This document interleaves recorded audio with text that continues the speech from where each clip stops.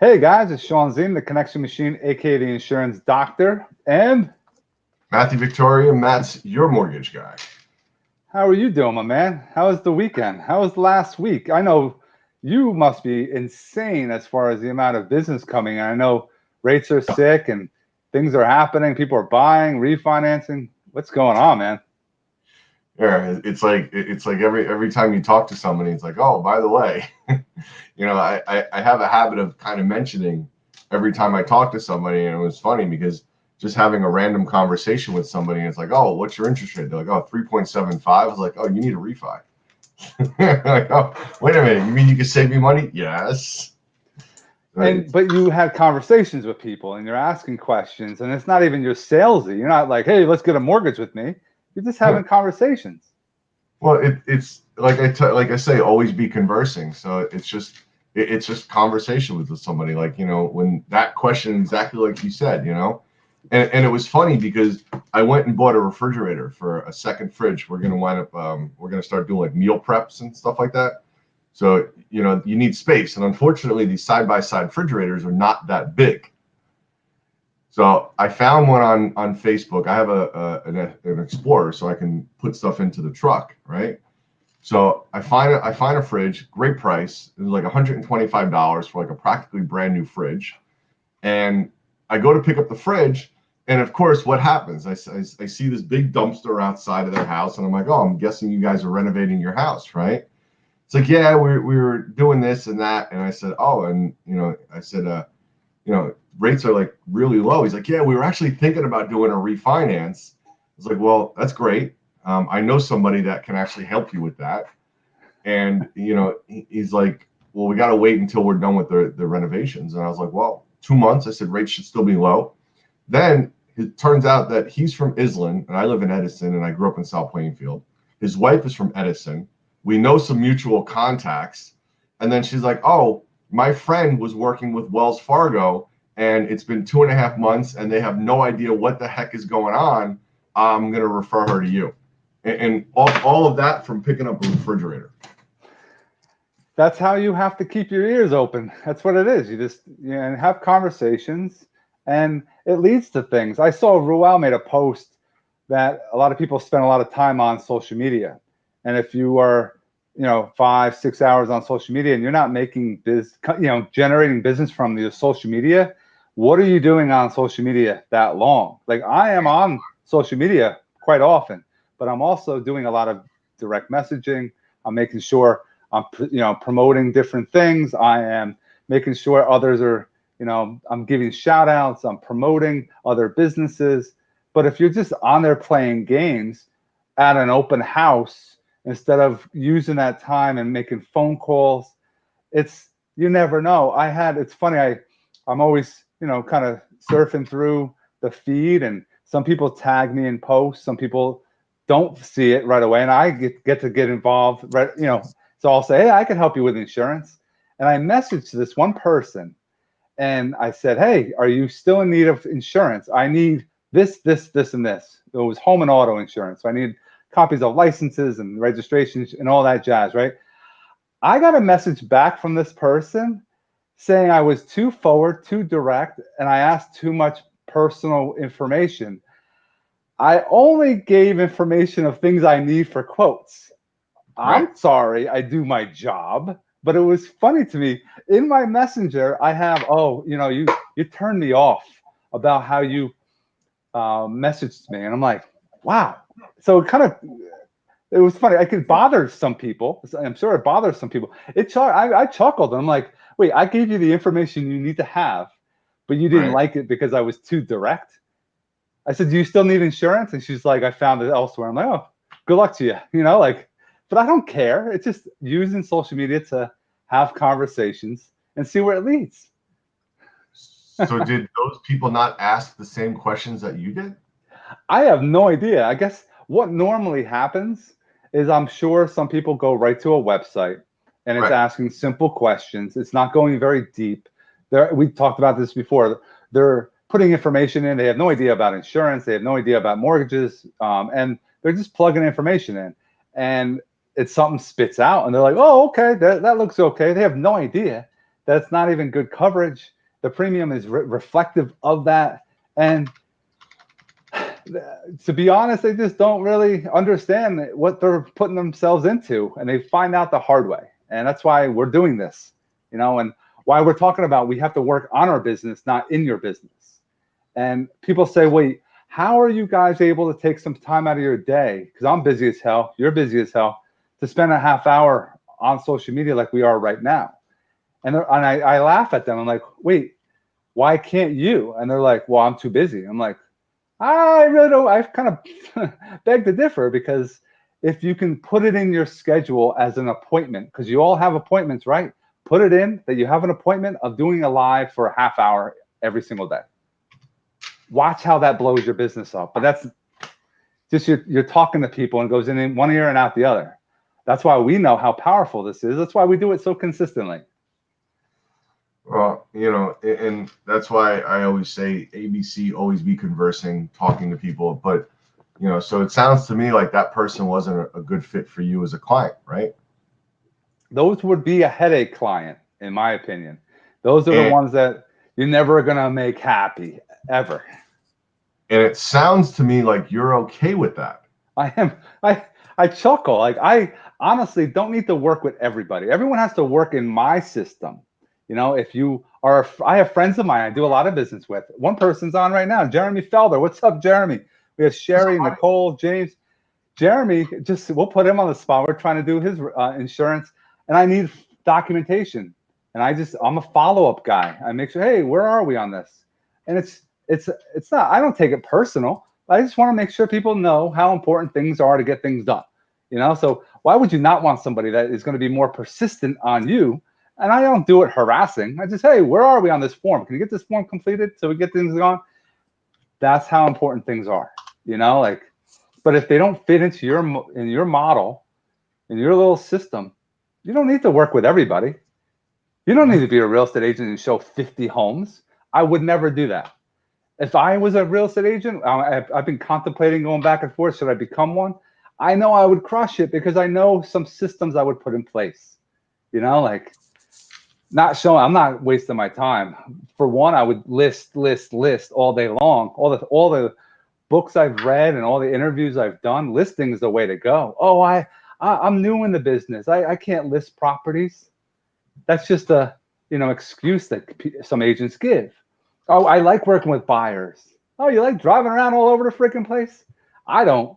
I like to put that marketing into that listing and just generate leads. But buyers are great. But the problem with a lot of agents is they don't actually set the proper expectation, which is a whole other segment that we can do. And when somebody says, oh, I want to see everything that's out there, if right there, they should hold on a minute. Like, do you want me to show you $100,000 house that's in Camden? No, of course not. So let's do this. Let's go through these questions, and let's nail down and drill down what it is that you want to see. And I'm going to come back with the 3 best houses out of whatever's out there. Like, it's all about the way you present something. Like I tell realtors all the time, when you're going to refer me, here's how you do it. Hey, listen, I'm going to connect you with Matt. He's a great lender. He's going to be honest with you, and he's going to ask you a lot of questions to figure out what's the best plan for you. They didn't ask, is it okay if I have Matt call you? Right? Did that sound pushy to you? No. Very thorough. You're going to be, what you say and what you're teaching is you're going to be thorough in your analysis of the client's situation so you can get them the proper loan. Yeah. And if a realtor does that up front and does it that way, then these people are like, wow, they're going to come back with 3 great houses for me? Like, I'd be like, then I'm talking to the right person.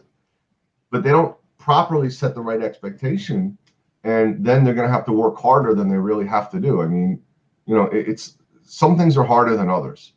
And finding houses, like if you're working with somebody for 6 months, that's a long time. There's a problem there. The question is, what's the problem? Is it with their budget? Is it with what they want? Are their expectations not set correctly? Do they have a champagne taste on a beer budget? Well, you need to figure these things out, and that comes with asking the right questions. And a lot of people don't do that, whether it's what I do, you do, or anybody else. Right.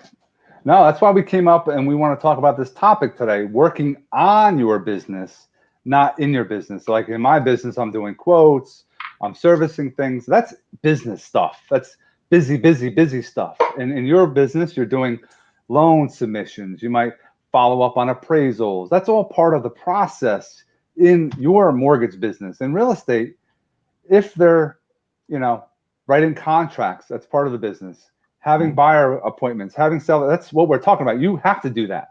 What are the other things? What are some other things they should be focusing on? One big thing I think is personal development, because the more that you feel and you learn and you put out into the world, others are going to feed off your energy and your passion instead of being a robot. Oh, you would like to see some properties? I think it's important to change your mindset, have some systems in place. What would you add? Well, when I went to Keller Williams Bold and paid $800 for a course, right? And, when a Keller Williams agent goes to it, when they close 4 deals, I think they wind up paying the whole thing back in full. I think it's like $200 for every closed transaction they wind up getting after the class. And they taught me the five duties of an agent is prospecting, following up on prospects, going on appointments, negotiating contracts, and scripting and role playing. And to me, I think those 5 jobs are pretty correct, with the also of knowledge, education, systems, and things like that. But, a lot of agents never go through the scripting and role playing, which is working on your business. It's getting yourself fine tuning. It's knowledge and education. That's part of working on your business, right? So let's say you've got an appraisal that needs to get done. Well, I see agents all the time putting out there, hey, I'll pay an agent $75 to go sit an appraisal for me or sit a home inspection for me. To me, that's money so well spent. And I'll give you an example, right? The lawn needs to get mowed here, right? I'm so busy with pre-approvals and refis and stuff like that, I don't have the time. And my wife's been bugging me and saying, hey, the lawn needs to get mowed. And she's right, because it's too high. So I said, you know what? I'm going to take care of this problem. So I put up on one of the local groups that I'm on in Edison, looking for a landscaper, and wound up finding somebody. The guy came over, $35 front and back, done. He's coming twice a month. I pay him at the end of the month for both times. And it's funny because somebody in the post said, well, why don't you just do it yourself? And I was like, well, I said, I said, but I've been so busy, I can spend that hour working on a loan or a pre-approval and make a lot more money than what it's going to cost me to get my lawn done for the whole year. Right. Working on your business, not in your business. I'm not doing the lawn, not because I'm lazy. I have no problem doing it. I mean, I rebuilt the whole front end of my truck, so I have no problem doing things. But I spend the time is better well spent on working on my business. Repeat those 5 things for those that are a little slower today. Prospecting, because you always need to have new business coming in. Lead follow-up, because you need to follow up on those leads, because the problem with a lot of leads is they're 2 to 9 months off, especially if you're running internet leads, Facebook, stuff like that, or credit repair, which we're finding a lot more nowadays, right? The third one is going on appointments. If you're not getting FaceTime with people, how are you going to close deals, right? Negotiating contracts. Your contract is money, right? And the last one is scripting and role playing. Because if you don't practice your script, you're not going to deliver like a pro. You need to be a vocal ninja. That's what you need. You need to have ninja skills. And the only way to do that is to practice. How do you get to Carnegie Hall? You practice. Right? So if you don't know how to properly handle an objection and you're sitting there stammering and looking for words, they're going to think that you don't know the answer. You don't have to know the answer to everything. You just need to know how to deliver a response to an objection. Even if it's asking them a question back, which most of the time it is. Practice your retort, your response questions. Well, why is that important to you? Why does that matter so much? Or if you don't get this, what does that mean to you? All of those kinds of responses are what people should be practicing. And I 100% agree. The scripting and role playing, some people have like a book. They kind of But you want to kind of get away from that. You have to know your scripts like cold. So now you are now working on your energy levels, your passion, so it comes across a different way. Smile when you're on your phone calls instead of not smiling, because it really makes that happen. But have someone in the morning do a quick script and role playing. Go over a couple of the objections every single day. It's quick. Everyone that's involved with sports, they always practice. It's a warm up. Do the warm up before you get started in your day. It's a great habit to start with. I love how you said with the lead follow up. Lead follow up. You could do that with a text message. You could do that with a phone call. You could do that with email. You can send out postcards if you want for a follow up. It might take a little longer, but we're in the technology space. Do a video follow up text message or an email. That's a little bit more personal. It'll see don't be not, you have to be energetic when you're doing this, but it would definitely be beneficial to you with your follow-up. And I believe wholeheartedly follow-up is the name of the game, no matter what. You can have, 10 or 15 people you're talking to. And if you talk to them once every, week or two, that's not good enough. I think the best days for follow-up, in my opinion, is Tuesday and Friday. That's I think are the best days. And anything that's in your pipeline. Monday, you're following up with any of the open houses for those in real estate. But in any other businesses, Tuesdays and Fridays, I think give you enough time frame in between that you're not just saying, hey, I just wanted to follow up. Where are you on your deal? No, you just have a conversation, feel them out. Hey, did you kind of sprinkle while you're doing your follow up. But if they don't hear from you consistently, you're gone. You're out of the picture no matter what. Well, and other things to work on your business is creating systems. Delegating is a huge part of it. And a lot of times, realtors and people in general in sales think that a lot of these things is going to make them money. And think about this: there's red time and there's green time, right? You're a realtor. Does putting a house on an MLS make you money? No. Right. Does taking pictures of a listing make you money? You should have somebody else do it. No. Right. But if you do it yourself, does that make you money? No. Right. These kinds of things. Does creating a flyer make you money? No. No. It takes time. Right. Does sitting in an inspection make you money? Only if you're making phone calls. But if you have other appointments to take, like if you have a possible buyer appointment or listing appointment and you have an inspection scheduled, it's well worth it to pay somebody else $50 or $75 to go and sit that. Why? Because a lot of people will do it. It's like the same thing with these BPOs, right? You know what a BPO is, right? Big buyer something. So it's a broker's price opinion, and they're doing them on REOs. So if there's an REO property or a bank-owned property, they do a BPO on it, right? So what do? They pay like a management company to go and now hire somebody to do a BPO.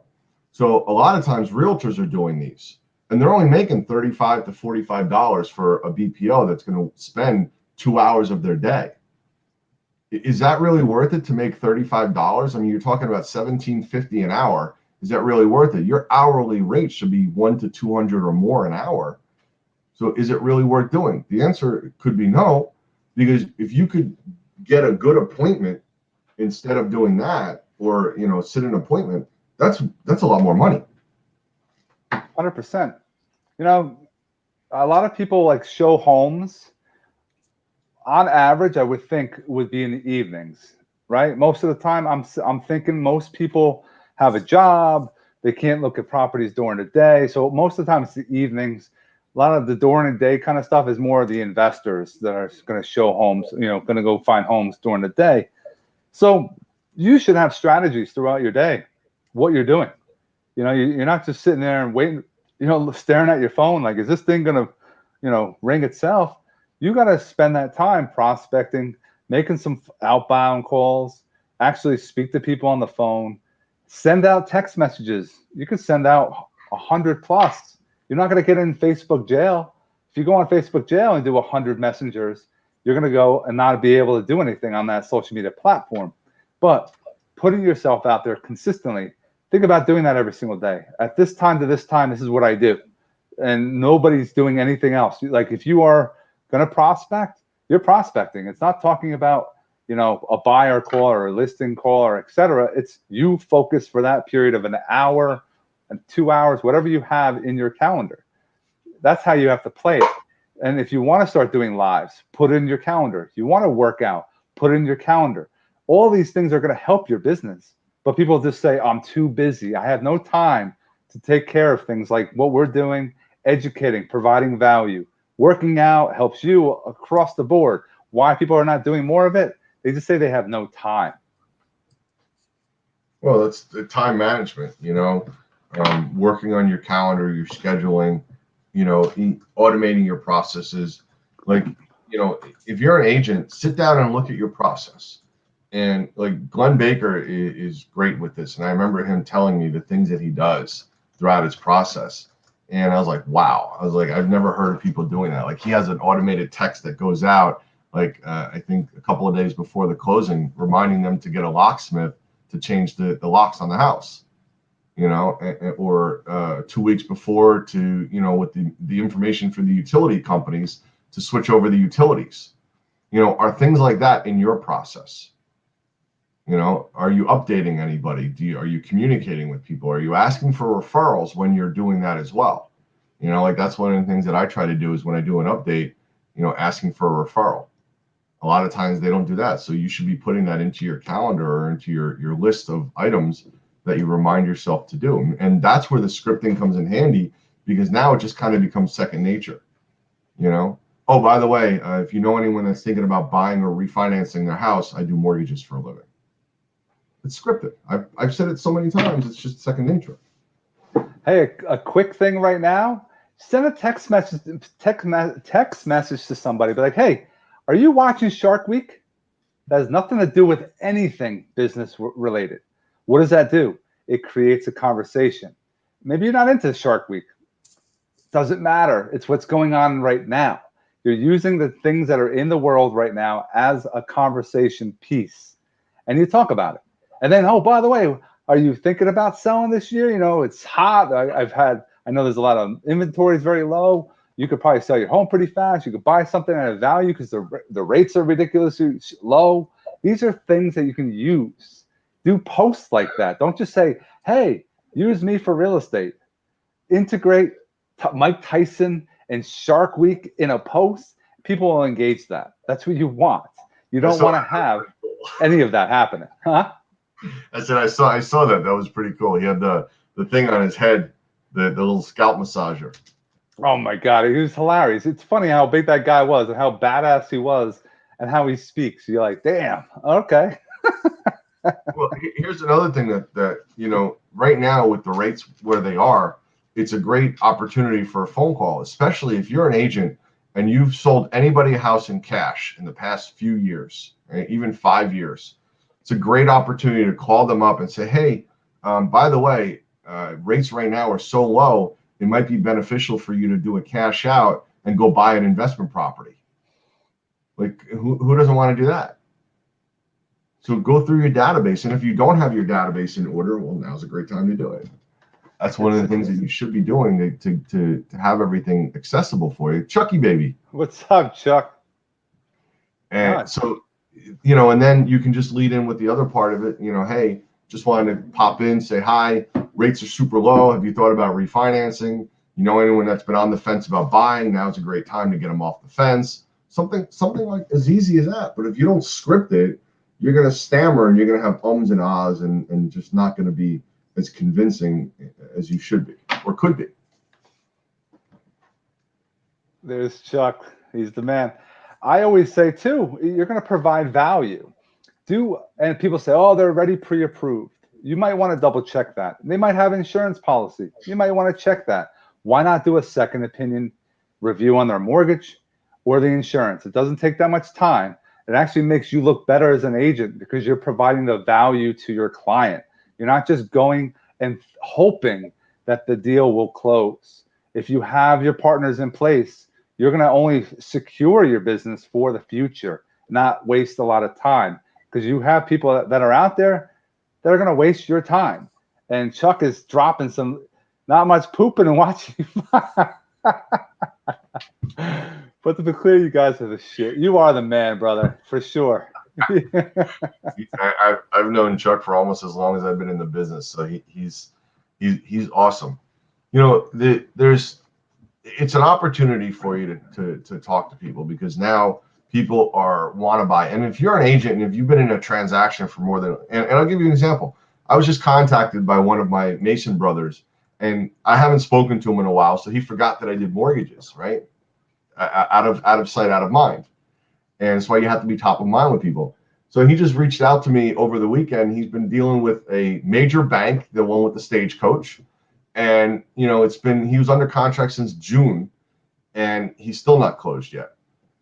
So I was like, I had a conversation. I said, we can get this closed this month. So if you've been sitting around for too long, and, you know, reach out to other people, explore other avenues. Like I just introduced you to an agent. He found me. We're connected on Facebook. His lender was too busy for all of his leads. So we actually connected, and now I connected him with you. So did you guys connect today yet, by the way? I have a call with him at 1. Good. But that's what it is. And what you just said, that the other mortgage people are too busy for their leads. What? Like, how are you too busy? You can take a phone call, have a conversation, and get it into your system. This is the time to take advantage of these low rates, because it hasn't been this low in a long, long time, ever, you know. So this is the time to work even harder, longer, get it in as many possible, you know, opportunities that you can. So you take advantage of it, you secure your future, but don't just blow all your money though. That's the other thing. A lot of people like to make all this, and then all of a sudden they just blow money left and right. They have to have a system in place for that too. That's a whole other conversation. It is, you know, when they teach a lot of these things to like Keller Williams, he says that you should have a certain amount go to your marketing, certain amount go to a savings fund or an investment fund. You know, like you should divide it up and shouldn't spend everything and put it all into your checking account. That's where you have a more consistent business. That's what we talked about that before. This is a business, it's not just a job. So we hope we provided some value for you today. If you need insurance anywhere in the country for home, auto, flood, I have also general liability, workers' comp, and commercial auto, and do some life insurance. I'd be happy to help you with any second opinion insurance reviews as well. Chuck just sent me a text. Listen, if you guys need anything, you know, I have a team. I have 4 loan officers as well as my partner who's been doing this for 20 plus years. They speak Spanish, French, and Indian. So we got everybody covered. If you've been dealing with your process for more than 45 or 60 days, you know, give us a call. Like I had somebody that wound up, I pre-approved them for $50,000 more than the original lender he was with, just because we looked at a couple of different things in a different kind of a way. So we'll take care of you, 50 states. I got my team, you know, find me on Facebook and we'll get you taken care of. You got it. Well, hope you guys have an awesome day. Enjoy.